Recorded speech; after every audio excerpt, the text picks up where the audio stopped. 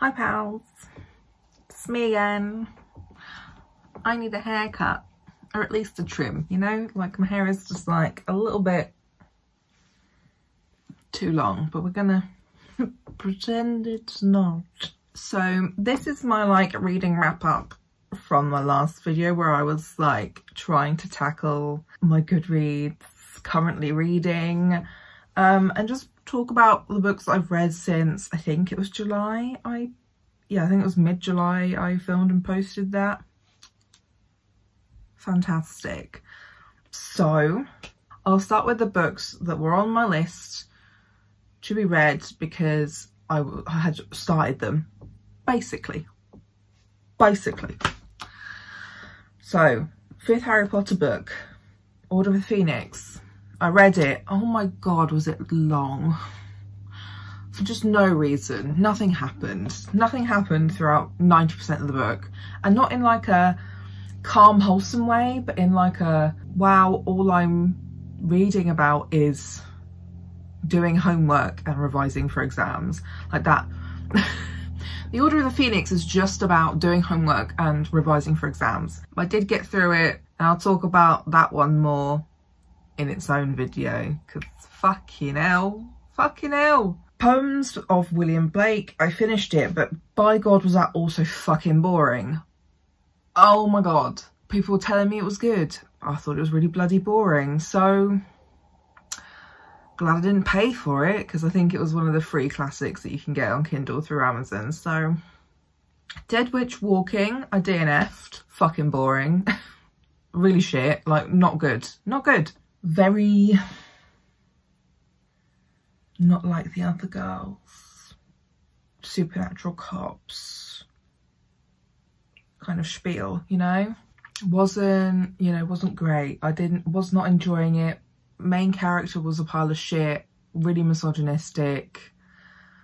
The other female character, who was like a big feature, would have been a better main character. She was way more interesting. You know, there was a lot of queer sexual tension, but then it was like absolutely demolished by one phrase of like, I'm really comfortable in my sexuality to say that she's really gorgeous. It's like, fuck's sake. I don't know how this series was like really popular when they came out, because this was like book one of like a lot, and low-key it read like a man wrote it, you know, unnecessarily sexual about women, you know, wasn't great. From Baghdad with Love, I didn't think I was going to like it. I thought I was going to DNF it. I liked it enough to finish it. Anyone who's interested, it's a memoir from some Navy SEAL man who was in Baghdad for the war. But also low-key he shades a lot of it. So I was a bit like, okay, I can carry on reading this, because this is not super propaganda-y. And it's all about him trying to get this puppy he met in Baghdad over to America to like save this dog. Spoiler alert, he does. I mean, that'll be a really shit book if he didn't fucking manage it. There's also really nice pictures of said dog in the book, which I enjoyed. But there are a lot of moments where it talks about how like other soldiers and Marines and Navy people were told to like just fucking kill these dogs. I was just pleased that it didn't go into too much detail, and those moments were kind of like fleeting and just like a reminder of what this dog he's trying to save could go through, and like the risks of stuff like that. But you know, very sad, because I love dogs, and I don't like that. But it was good. It was fine. The Life of Lee. So this is the biography of Lee Evans. I DNF'd it because I just got fucking bored. And also, what the fuck? There was like a really weird moment in one of the early chapters where there's a road near where he lived as a kid that had a lot of accidents, and then one day a fucking lorry full of cows crashes, and all the cows, you know, flew out, were injured, and were all just shot dead, you know. So that's another one where I was like, wow, I know the rest of this book isn't going to be like that, but I don't want to read it anymore. And low-key, I was bored. I kept skipping through, and I was just like, when does it get more interesting? I know this is a memoir, but I mean, this is boring. So I don't know. Someone else might enjoy it, but I wasn't. Didn't care. Transformation was the last one I finished out of the books from that last video. So Transformation turns out to just be mermaids, gay erotica, and I think I must have said it in the last video. I was expecting it to be a romance book, and then there was just a lot of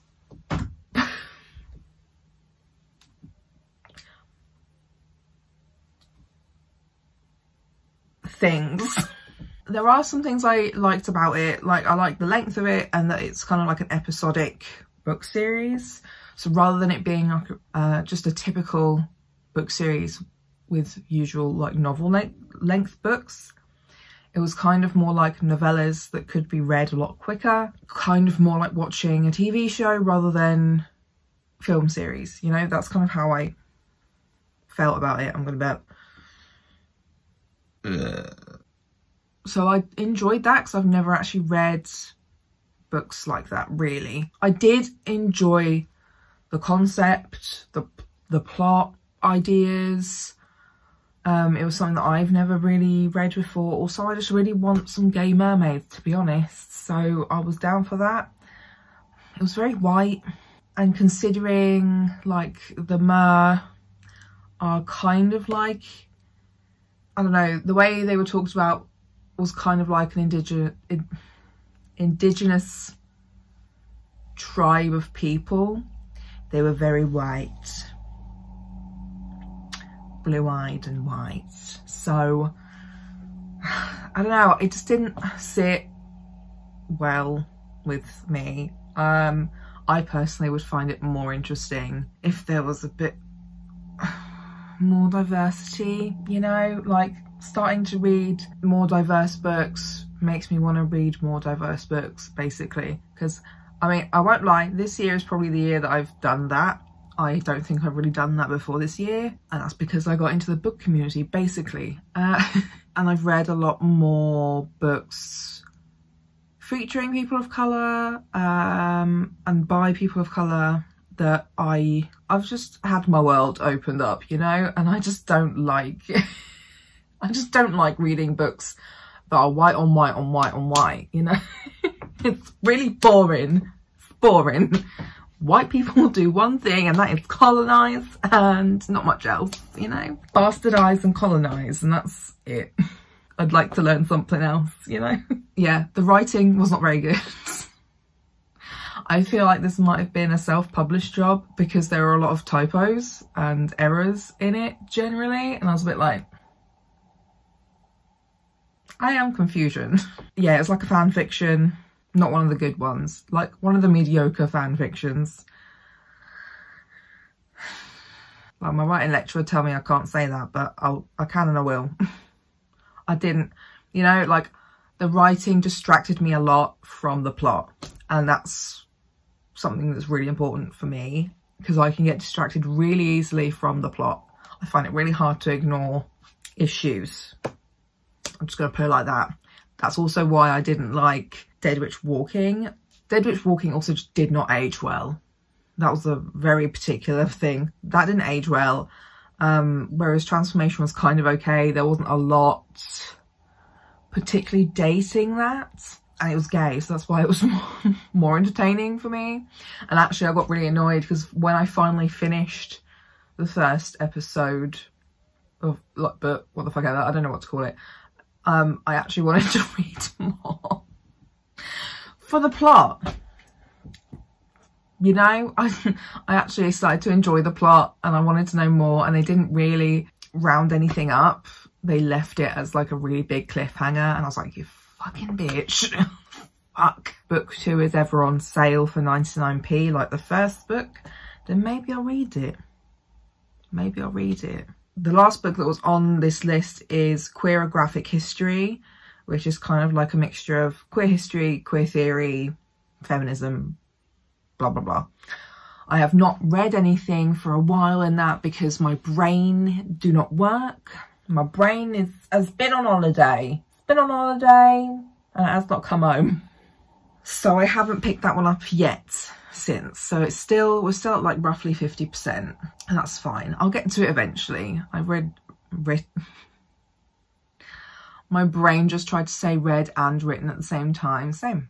Ella. I'll get to that at some point. But generally my brain I don't think I'm in a space that my brain will take in anything that educational. I know it's meant to be like queer history for dummies basically, but I'm big time dummy.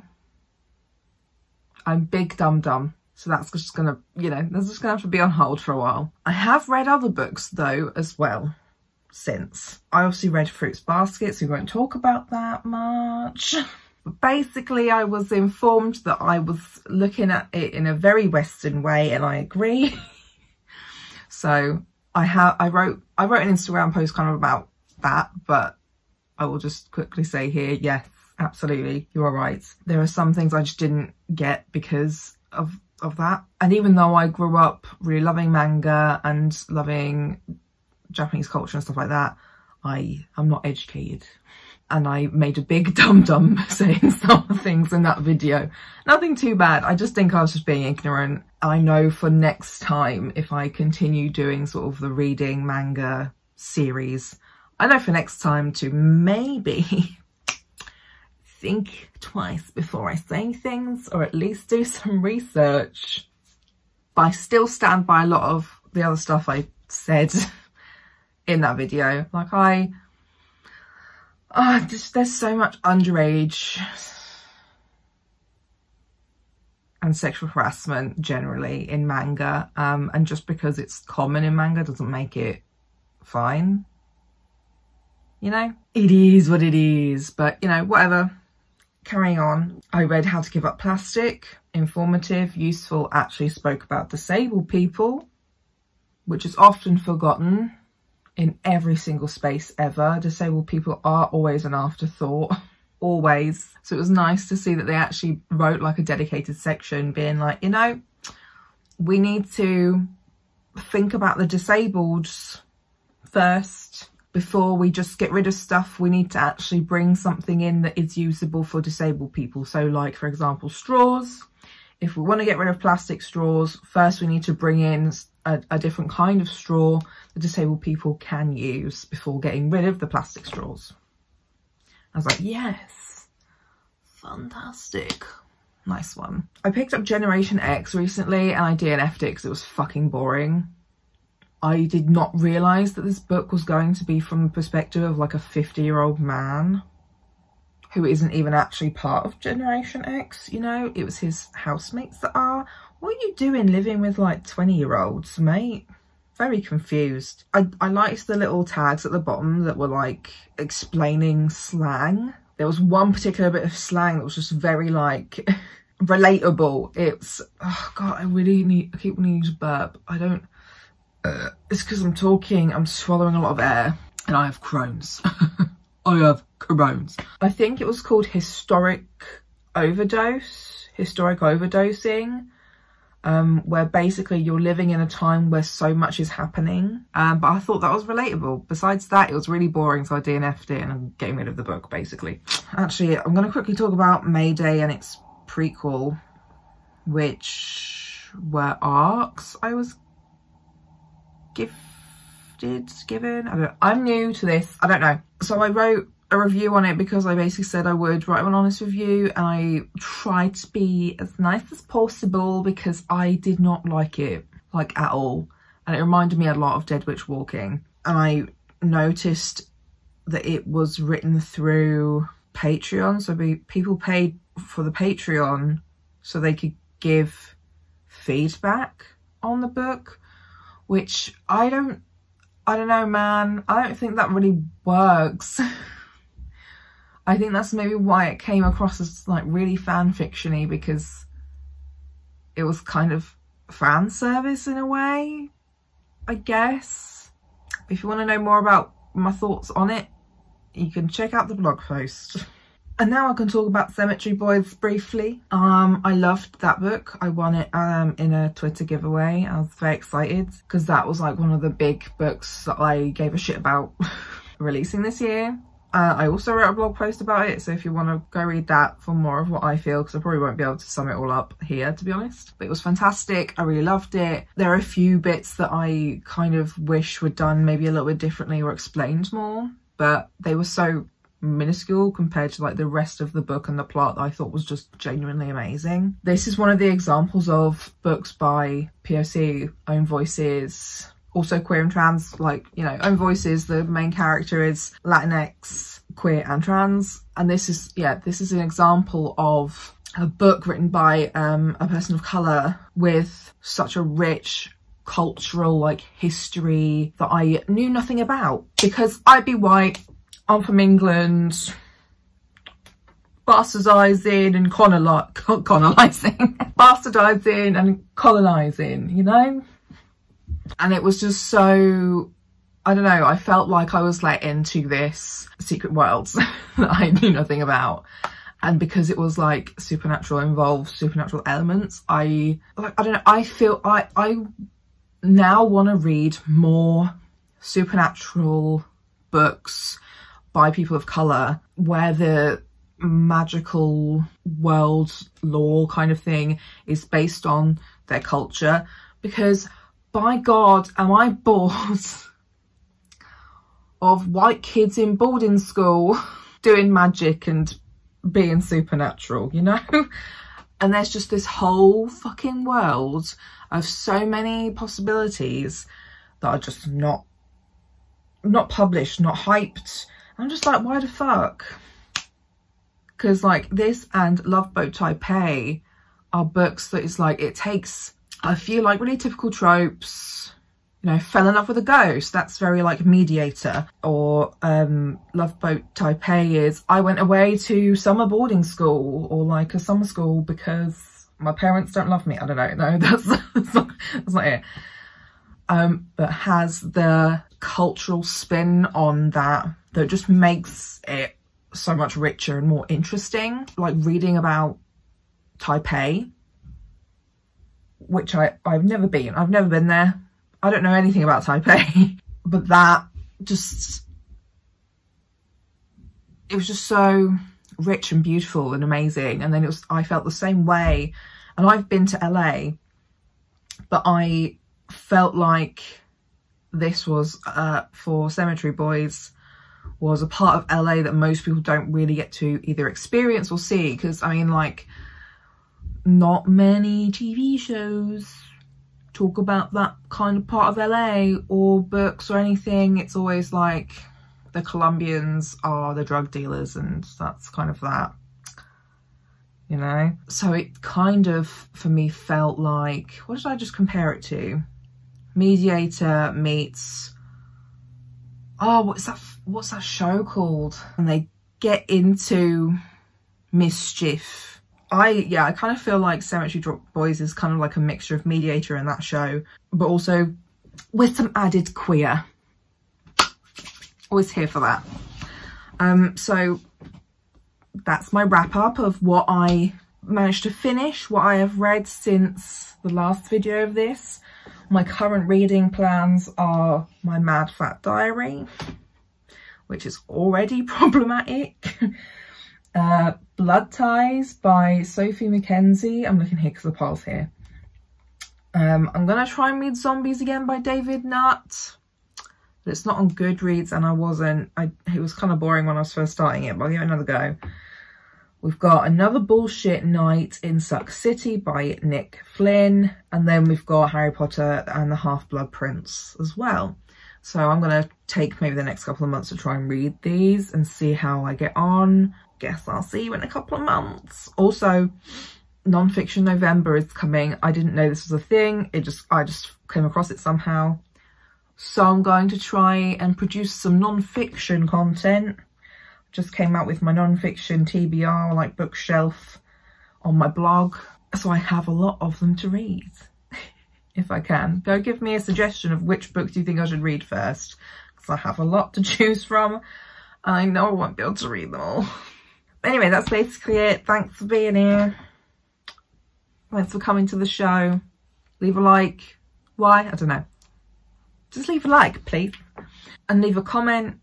Tell me what you think of any of these books that I've read. Did you like them? Did you not like them? Let me know.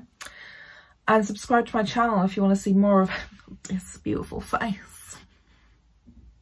You want to see my face in your subscription box. Don't lie to me. Don't lie to me. I'll see you in next week's video. Bye.